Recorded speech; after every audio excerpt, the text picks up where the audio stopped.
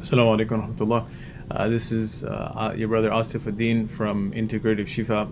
A little bit about myself is that I memorized Quran from the Institute of Islamic Education in Elgin, IIE. Then I followed it up with studying the Islamic sciences at the same institute.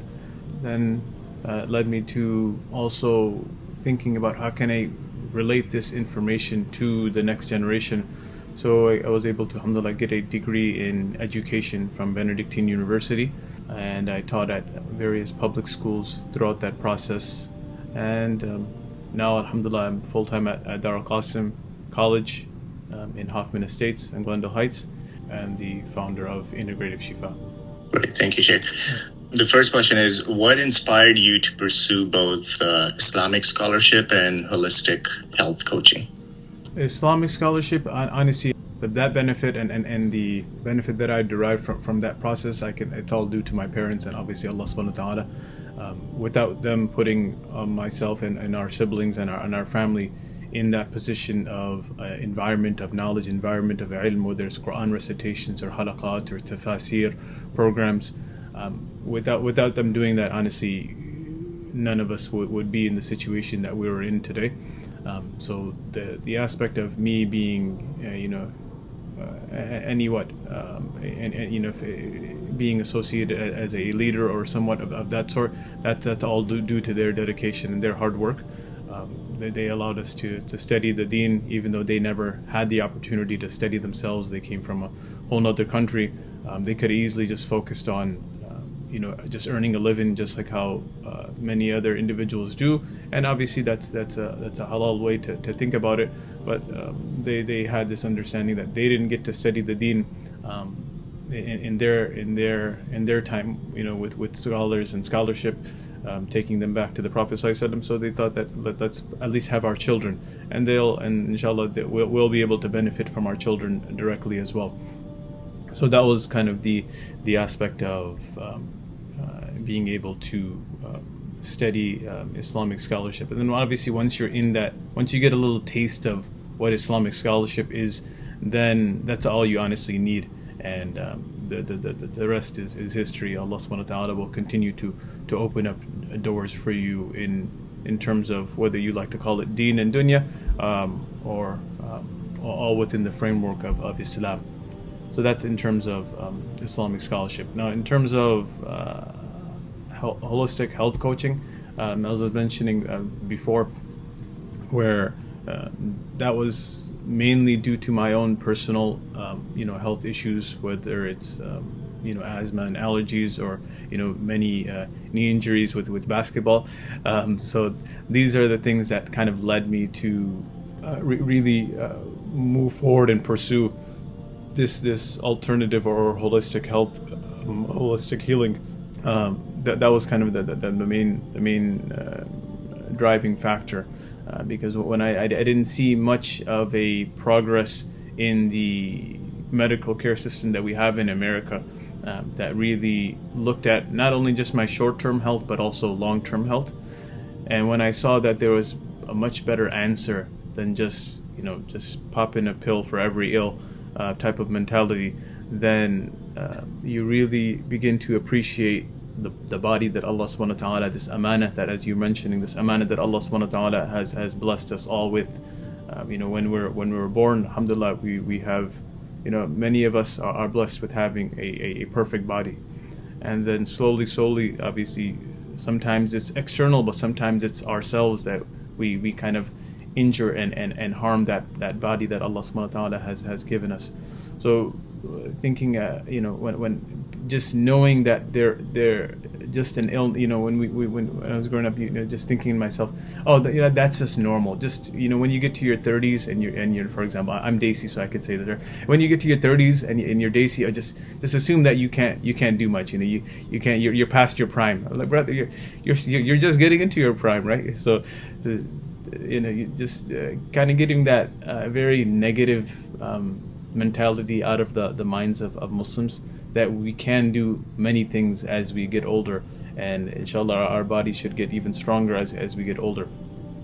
So that was kind of the reasoning behind the health coaching. It was personal, but also seeing the impact that working on the fundamentals of health can do for Muslims on a global scale.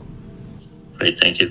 How does your role as a full-time instructor at Darul Qasim align with your mission to promote wellness within the Muslim community? The beauty of our religion is that it impacts all facets of our life. It doesn't just focus on, all right, you need to know how to pray salah, you need to know how to give zakat, how to fast in Ramadan. These are all obviously ibadat. These are all important. But taking care of our health is also an ibadah. And when we look at it from that lens, then you're not going to think, eating healthy, that's just for, that's just for that sheikh, or sleeping on time, that's just for him. I don't need to worry. I like having enough sleep. I don't care about it that much. If we look at it from that lens, then we might think that whatever we do to our body, we can do what it doesn't matter. It doesn't impact our ibadah whatsoever. But that's completely a false conception that we have within our mind, because every single aspect of our health is going to impact a different aspect of our health, whether it's internally, externally. Our spirituality is going to impact our physical activity, just like how our physical activity is going to impact our spirituality. What we eat impacts how many good deeds that we can do, and what the good deeds that we do is going to impact how we eat. So this is how I like to look at it, that all of the sciences within Wahi, holistic health, we see that present within the sciences of Islam as well. So this isn't just a side thing where we say, this is deen and that's dunya type of thing. No, it's when we were in Muslim countries, there was no concept of like deen and dunya. Everything was within the Islamic State, and the medicinal practices, medicinal sciences, the medical sciences, they were all under the Islamic State as well. So we didn't separate what they call church and state. So we don't, just because we live in a non-Muslim country, we don't have to really gravitate to their ideologies. We can still keep our own principles and our methodology, and inshallah by grasping on to these principles that Allah subhanahu wa ta'ala has laid down within the Quran, the Prophet sallallahu alaihi wasallam has laid down within the Sunnah, we'll see how important it is to take care of our health on a spiritual level, but also on a physical, mental, emotional level as well. Third one is, your work integrates Islamic principles with health coaching. Can you elaborate on how Islamic teachings guide your approach to nutrition and wellness? Yeah, absolutely. I mean, the aspect of nutrition is in the Quran is sprinkled all throughout.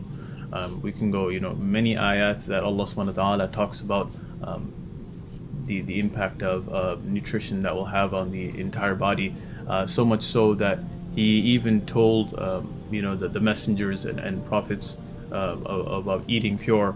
Or we have where Allah subhanahu wa ta'ala tells the believers as well, Ya ayyuhalladhina amanu kulu min tayyibati ma razaqnakum washkuru lillah, that O believers, that you eat from those things that are tayyib, eat from those things that are pure, that we have provided you. Then and only then will you be able to do shukr of Allah subhanahu wa ta'ala, if you truly worship Him alone. So we see ayat like this sprinkled out throughout the Quran. Kulu min tayyibat wa'malu salihah, that you eat healthy and you're able to do good deeds. So there's this absolute correlation between eating healthy and taking care of your body on a holistic front, and being able to do good deeds. Another hadith, if I mention, of the Prophet ﷺ, which many of you may have heard of, is al-mu'minu al-qawi khayrun wa habbu ila Allah min al-mu'min al-da'if wa fi kullin khayr, that the strong believer is much better than the weak believer. Now, the first meaning of that hadith is not the physical strength. The first thing that comes to mind when you think of strong is, okay, we're talking about physicality in terms of muscles and things of that sort. That's there, but that's more on a secondary level. The first meaning is the aspect of spirituality, that the individual who has a better state of iman is much better than an individual who has a lower state of iman. Okay, then we can also attach on a secondary level that the individual who is stronger, okay, who takes care of their health, who has less, ailments because of, what they eat and how they take care of their body, they are better than the weak believer. Why? Because obviously, it makes sense that they're able to do much more ibadah. Okay, they take care of their sleep, they take care of what they eat, they take care of their relationship, they take care of all of these other facets of health. So since you take care of that, because Allah subhanahu wa ta'ala told you to take care of it, then obviously you'll be rewarded for those extracurricular deeds as well that you do. So this aspect of holistic health is spread out throughout the Quran and the Sunnah, and that's what we try to do at Integrative Shifa. We try to have one workshop a month which describes this aspect of not just nutrition and an Islamic lens, but also other aspects. For example, next month we'll be discussing the beneficial impacts of home cooking versus takeout. Okay, what are the pros and cons? Okay, a lot of times we just think, hey, is that restaurant halal? Okay, I can go there. Or sometimes when we're at like in the middle of nowhere, like in the middle of Arkansas, and like, okay, I might have to go to a vegan restaurant. So just because it's vegan doesn't automatically mean it's healthy, right? We've all been to many vegan restaurants where the list of ingredients is like 2 paragraphs long. Like, is this really healthier than just eating the meat? So this is all within the lens of Islamic health. Great. How do you address the challenges Muslims face in maintaining systemic healthy habits in today's fast-paced world? Yeah. This was I was kind of alluding to this before, where we begin by building a strong foundation, which we call primary foods. Primary foods are those things that impact our health off the plate. Some of them we touched upon already. You got spirituality, physical activity, relationship, career, sleep, and anything honestly that impacts our health off the plate. That's what we call primary foods. Then we have secondary foods. Secondary foods are those foods that we actually put into our body off the plate itself. Okay, so that's the first thing that I work on with every single individual. And once we kind of get a strong foundational support in that lens in regards to primary foods and secondary foods, then we offer, alhamdulillah, additional support as well, additional modalities as well, whether it's incorporating modalities such as homeopathy, muscle testing, and other techniques, inshallah, which we plan to incorporate within the practice in the near future. But first and foremost, I always tell individuals that let's focus on the foundational things that everybody agrees with. No, like doctor, medical practitioner is going to say, well, no doctor or medical practitioner that's in the right mind is going to say, oh, you worrying about your nutrition is not going to have much faida for you whatsoever. Yeah, we've heard medical practitioners say that, but no, they themselves are in terrible health, so we don't if they're, we just look at, okay, if you're not applying it, then I see the results on you if you don't care about it. And with your patients, if you're not seeing any results, I'm seeing results with my patients, and I see other practitioners who are in the holistic arena seeing results within their practice of individuals focusing on nutrition and focusing on primary foods.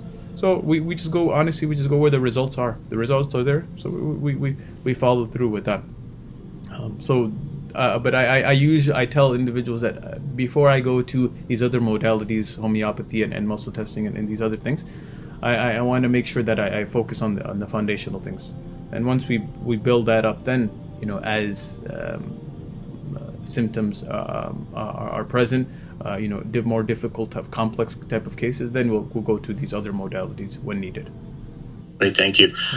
How do you think parents and community leaders can promote both spiritual and physical health in the lives of Muslim youth? Honestly, I've been with the youth, alhamdulillah, for the past 12 plus years, having classes with them, workshops, seminars. How can we, create this environment for them? It's honestly, we have to, as parents, as leaders, as imams, as teachers, we have to live it ourselves. once we live it ourselves, and it's just with, like, with our kids. When the kids, you tell your own kids to do something, but then you're doing the exact opposite. Say, for example, you tell them, hey, don't read a book while you're eating, or don't watch the screen while eating, and then you do that. I mean, they're just gonna be like, hey, Baba, you're doing it, or Baba, you're doing it. I mean, they might not say it, but they see you doing it, so they're obviously going to just copy what they see. So it's our job as community leaders to create an environment where the youth are surrounded by proper Islamic values and practices that are demonstrated by the elders who lead by example. And young people, naturally, they look up to their elders for guidance and inspiration. So when we see that, we don't need to. All types of da'wah isn't necessarily through the qawl, through the verbal form of communication. Much of da'wah is in the form of the actions that you do. So we've seen that how the young Sahaba dealt with the Prophet ﷺ. They dealt with him in a very similar manner. If I can mention one incident really quick, where Abdullah ibn Abbas, one time he was, I like to say, he was having a sleepover, right, at the Prophet ﷺ's house. He was, and Abdullah ibn Abbas, he was just laying there. He was acting as if he was going to sleep, but he really wanted to see what the Prophet ﷺ did at night. So he fake closed his eyes, and when the Prophet ﷺ got up, he made wudu, and he started to pray nafil and tahajjud. So Abdullah ibn Abbas, he's like, oh, this is a great opportunity. You know how young kids are. They any opportunity you give them to just stay awake, they'll just stay awake. But Abdullah ibn Abbas, obviously, he was a great Sahabi, so he got up as well, and he stood with the Prophet ﷺ. But the funny thing was, he stood on the wrong side. You stand on the right side. He stood on the left side with the Prophet ﷺ. The Prophet ﷺ grabbed him. He's like, okay, you come over here. Right? You come over here, and he put him next to him. Okay, so Prophet ﷺ didn't even need to tell him about tahajjud, the importance of tahajjud. He didn't need to encourage him. Okay, Allah subhanahu wa ta'ala comes in the last third of the night. Okay, these are the rewards. No, he just saw the Prophet ﷺ do it, and it became beloved to him, because the Prophet ﷺ was his beloved as well. So it was, honestly, a lot of it is through actions, and the actions that we make. So as adults, we focus on that. Inshallah, the youth will follow. The youth will follow. Obviously, we're still going to need to encourage them and push them, but at least the grunt of the work, majority of the work, will be done by them just watching the actions of the elders and the community leaders. So it starts with us. SubhanAllah. How you emphasize balancing inner and outer health. Can you explain how this balance impacts a person's spiritual and worldly success? Yeah. I've had individuals who, a lot of times people come to me and with the mindset that the only aspect of health that we focus on is nutrition. And I try to mention to them from the first 5 minutes of the appointment, we do much more than just focus on nutrition. Because if we just focused on nutrition, we would be doing a disservice to the entire community. That would not be enough, because I myself, and others, individuals who have eaten, organic to the nth degree and non-GMO to the nth degree, and that's the only thing that they focused on, but they are still in terrible health. Why? Because just eating organic and just eating non-GMO is not sufficient enough. It's good. It's a start. It's a start. It's definitely better than Dunkin' Donuts and Krispy Kreme and what have you, and Starbucks every single hour. It's much better than that, but it's not the end all be all. So it's much more than that. And when we begin to understand that, when we see the relationship that yes, what we eat impacts the rest of our health as well, as the Prophet, as Allah subhanahu wa ta'ala stated, Ya ayyuhar rusulu kulu min at-tayyibati wa'amalu salihah. That O messengers, that you eat from those things that are pure, wa'amalu salihah, then do good deeds. If we just think, if we just say, eating healthy that's not important at all. It's not important. I don't need to. I can just eat whatever type of biryani, whatever type of nihari I want to eat. I can do all of that, and alhamdulillah, I'm going to be able to go to the masjid and do ibadah.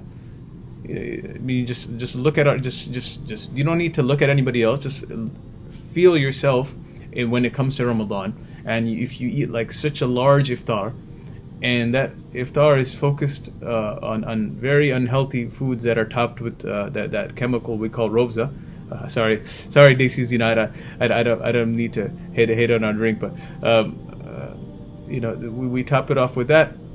We're just non-stop, letting the entire community hear and smell what we eat, and then we're very tired after a few rakat, right? We can't last all the 20 rakat. We're just too exhausted, okay? Because either the amount we ate was too much, what we ate, when we ate, how we ate. There's much more than just eating, but this impacts the amal that we do. Just like how if we, what's it called? If we focused on on nutrition, that is not sufficient for us to say that I don't need to do any adhkar, because that's the physical aspect. That's great. We see, subhanallah, we see how many actors and actresses and celebrities and athletes who are in the greatest form of physical health, but then they commit suicide, or then they do this and they do that. What happens? They might be in the best form of physical health. They might eat the most organic. They have their own chefs and things of that sort. But when it comes to their spiritual health, it's dead. Their heart is dead. So how far are you going to get? We need to make sure that we take care of both. That aspect of inner health and external health. Because if we don't, it's going to be a very, very difficult path. This is why we have this aspect of primary foods and secondary foods, or you want to call them, internal health and external health. We need to make sure that we have both aspects to have real optimal health. Great. What are some practical tips for Muslims to integrate holistic wellness practices into their daily lives? Honestly, if I can just say it in one word, it's following the sunnah. It's following the sunnah, honestly. Not just in our ibadah, as I was mentioning earlier, not just in our modes of worship, but also what we call in fiqh as sunan al-zawaid. Sunan al-zawaid refers to the Prophet ﷺ's daily actions or daily tasks, like eating and drinking and dealing with others. So these are all still part of the sunnah. When we say sunnah is a very broad term that incorporates the statements, the tacit approvals, and the actions of the Prophet ﷺ. So it's a very broad term. And that was one of the reasons why we offered this prophetic food habits course, this semester, where we dealt and we read through and explained the different narrations of how the Prophet ﷺ ate, what he ate, when he ate, the degrees of his eating.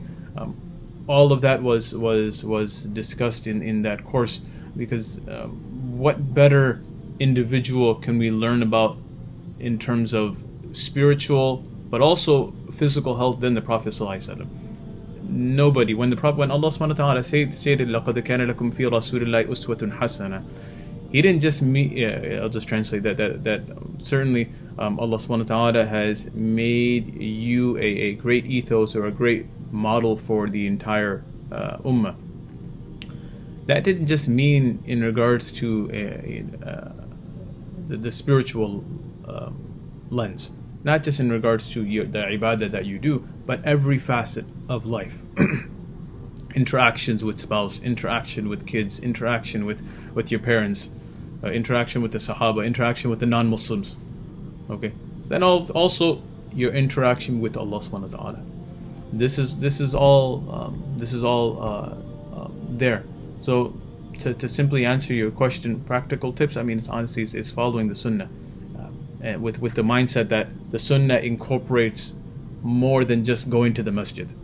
Okay, it's much more than that. More than just giving my zakat and doing the 5 pillars, but also the what we call the sunan al-zawaid, our day-to-day actions, our mundane actions, our daily tasks that we do. So also following the sunnah in that regard. And a lot of individuals like, subhanAllah, I didn't know the Prophet ﷺ talked about nutrition like that, or I don't even know he mentioned a hadith about nutrition, like how he ate. A common the beauty of having an Islamic wellness center, if you want to call it, is that we can incorporate these narrations within the one-on-one health coaching sessions. For example, I've had patients where they'll say, I eat, and I'm eating, organic, and I'm eating, healthy foods, but I'm still like hungry afterwards.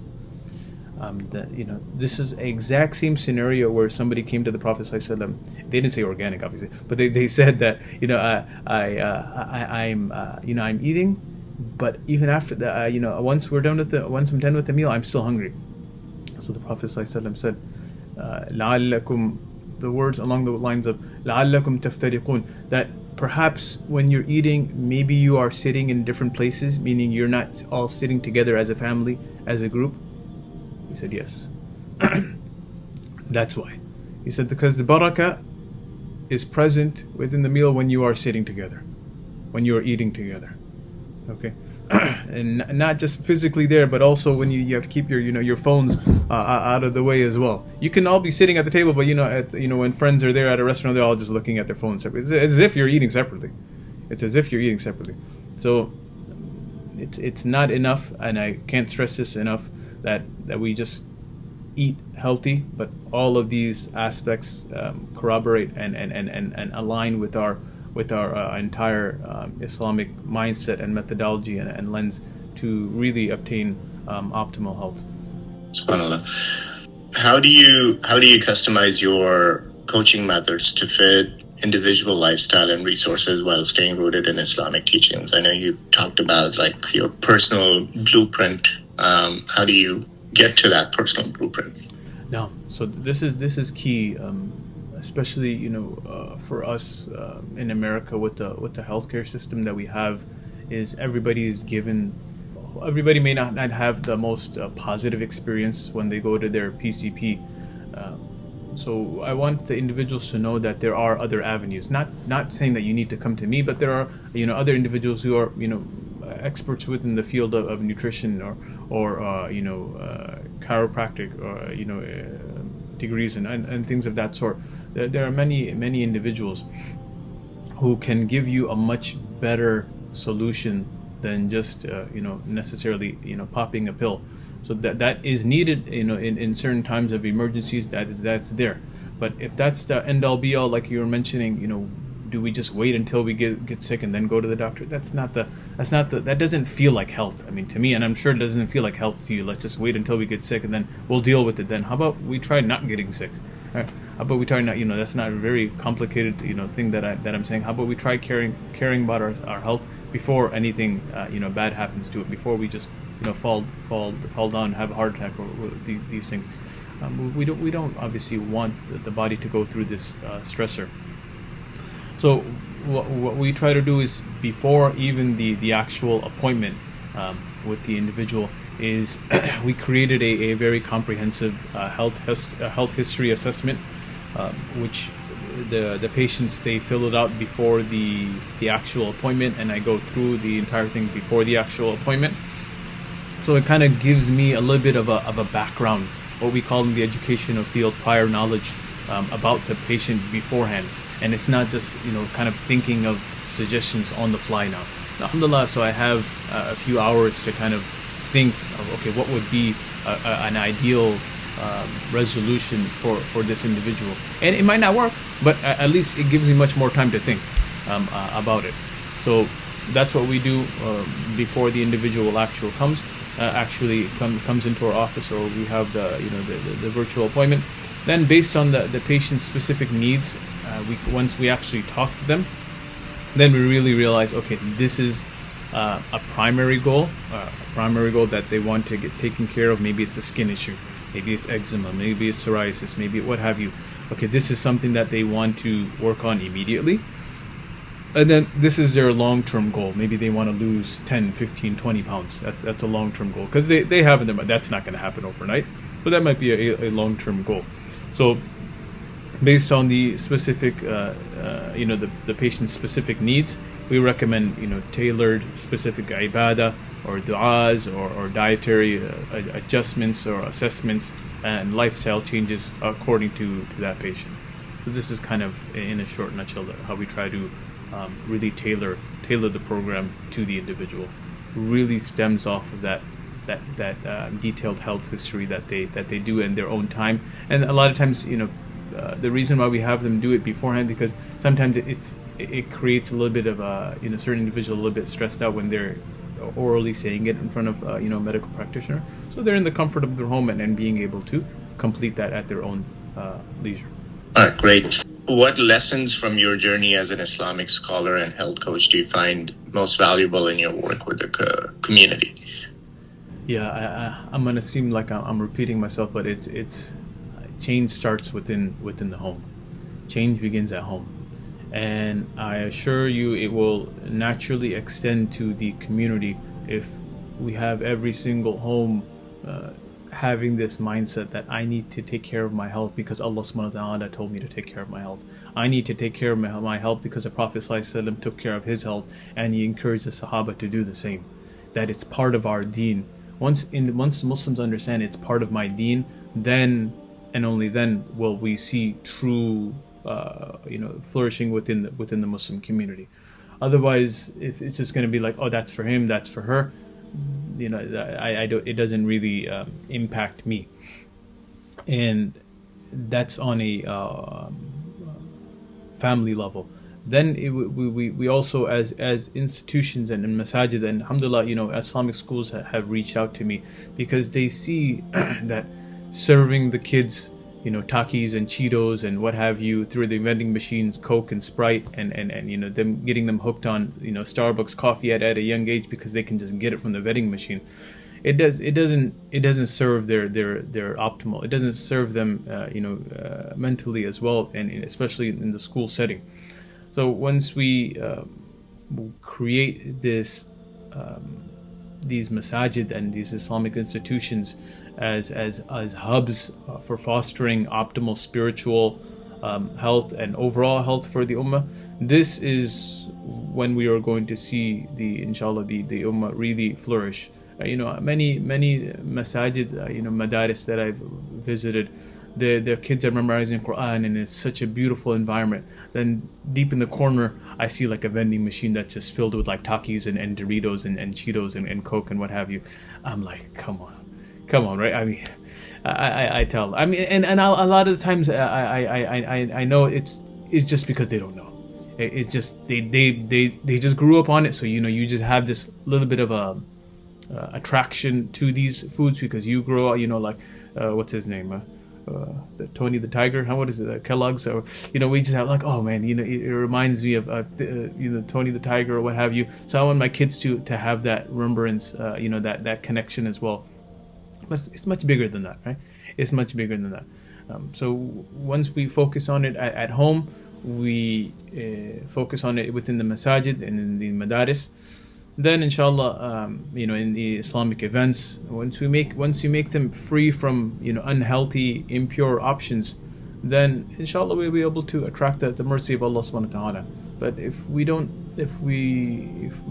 our gatherings are just filled with impure food and impure interactions, then how can you really attract the mercy of Allah subhanahu wa ta'ala?